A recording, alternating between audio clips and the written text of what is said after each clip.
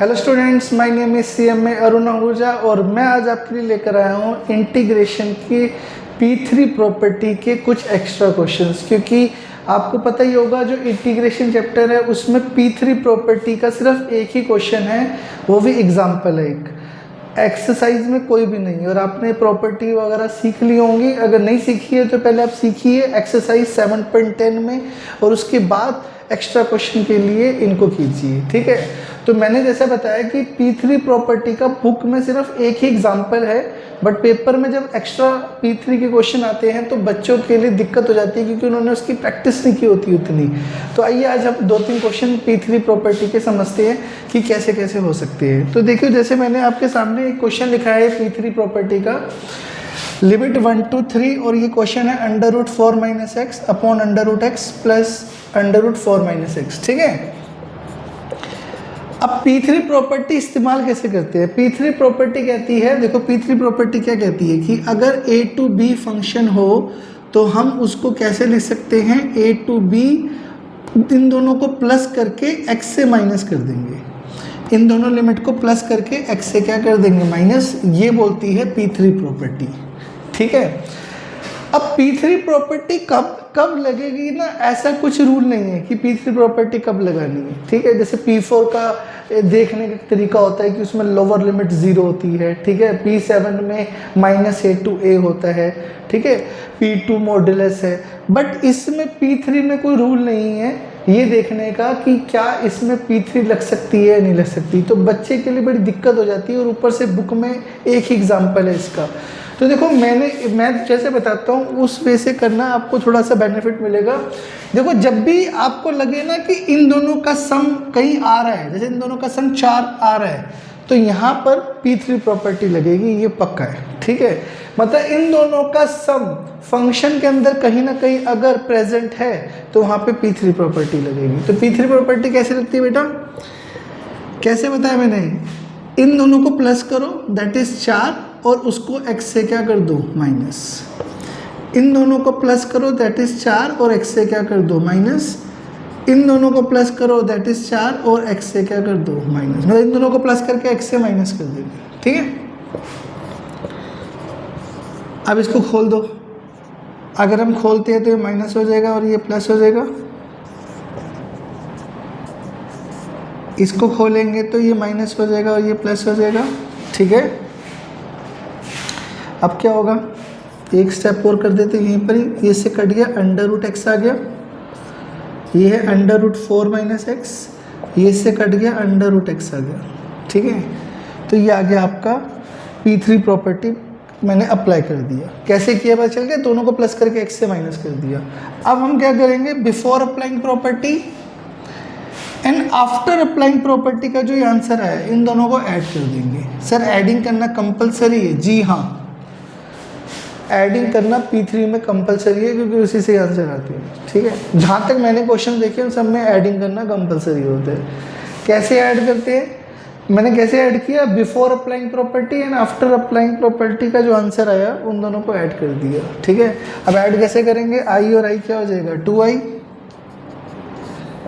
और ये दोनों ऐड होंगे, ये प्लस ये, तो क्या आएगा, √4 - x √x प्लस √4 - x। इसको किससे ऐड करेंगे, इससे, तो ये है √x और नीचे है √x प्लस √4 - x, ठीक है। देख लीजिए ये एज इट इज़ है और फिर मैंने इसको लिख दिया, ठीक है। अब मैं इन दोनों को क्या करूँगा, एलसीएम लूँगा। क्या लूँगा, एलसीएम, ठीक है।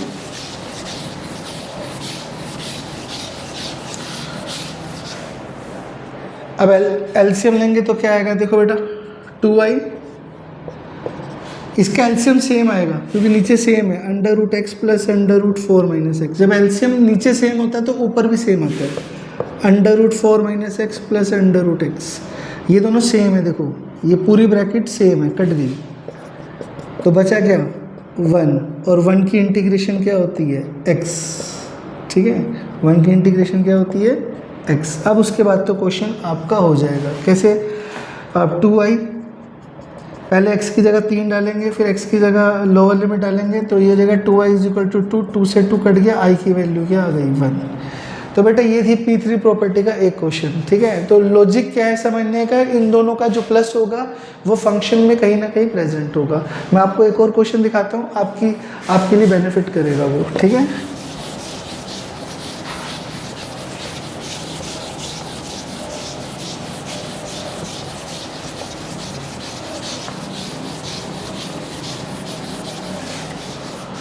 देखिए बेटा एक और क्वेश्चन, एक सेकंड क्वेश्चन और देखते हैं। इसको आप खुद करना, मैं एक काम करता हूँ, मैं एक और करवा देता हूँ आपको।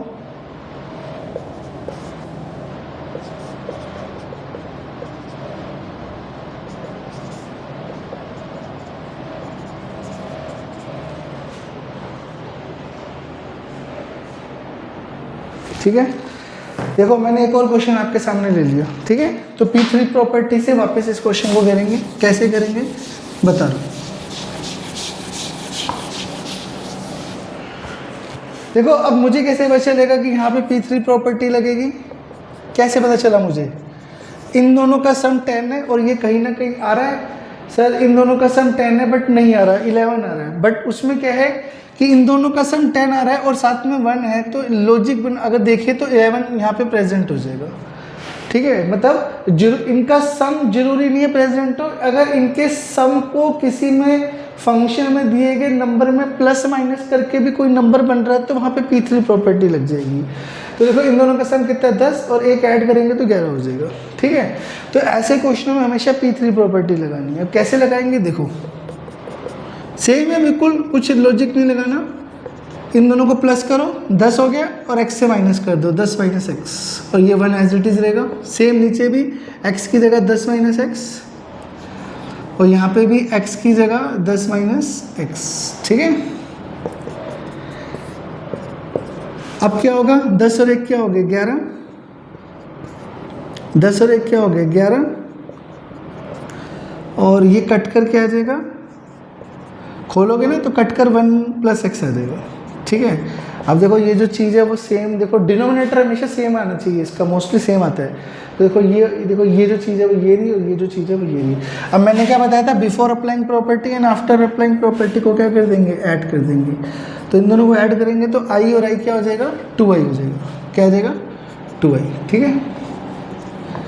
अब मैं क्या करूँगा, इसको इससे क्या करूँगा, ऐड करूँगा। तो देखो कैसे ऐड करेंगे, वो जो ऊपर जो दे रखा है उसको यहाँ लिखो,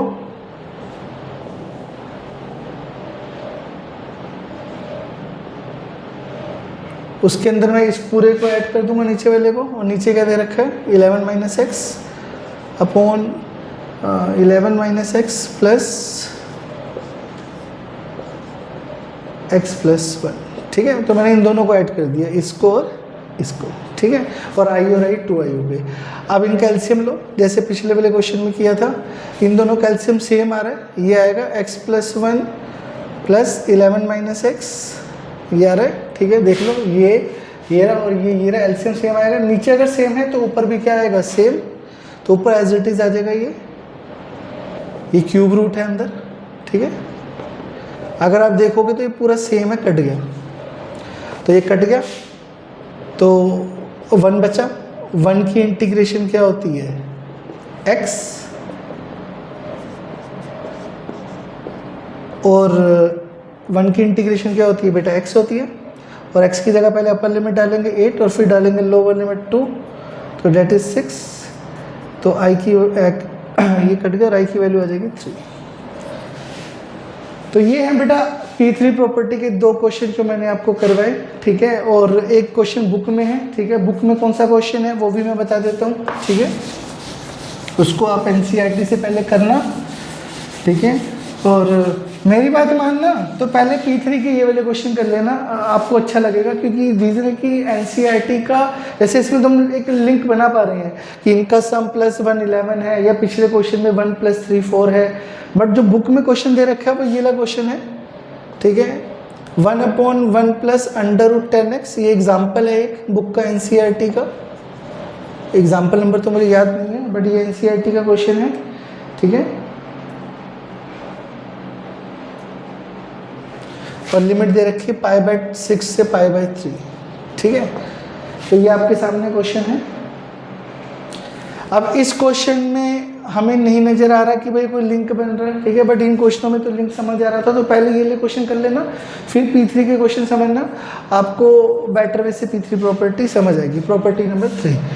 अब ये क्वेश्चन जो NCERT का है, इसको चेंज करके टीचर क्या करते हैं, कभी कभी यही क्वेश्चन कर देते हैं और उसको क्या कर देंगे, यहाँ पे 10 की जगह कोट कर देंगे, तब भी ये P3 प्रॉपर्टी से ही होगा। सेम जैसे ये करोगे वैसे ही करना। तो जब ये आप सीख लोगे टीचर से अपने, तो उसके बाद आप ये वाला क्वेश्चन भी जरूर करना, ठीक है, क्योंकि टीचर कभी कभी चेंज करके ये देते हैं। तो आई होप कि आपको P3 प्रॉपर्टी के क्वेश्चन समझ आए होंगे। अगर समझ आए तो इस वीडियो को लाइक, शेयर और सब्सक्राइब कीजिए और चैनल से जुड़े रहिए। Thank you.